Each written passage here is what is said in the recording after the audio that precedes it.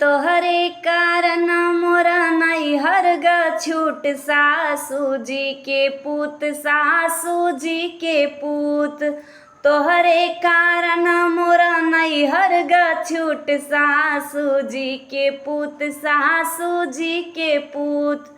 तब तक कह हमरे महला दो महला, तब तक कह हमरे महला दो महला। तोहरे त अरे तोहरे त बाटे जो पड़ियो न भूत, सासू जी के पूत, सासू जी के पूत। तोहरे कारण मोरा नैहर ग छूट सासू जी के पूत, सासू जी के पूत।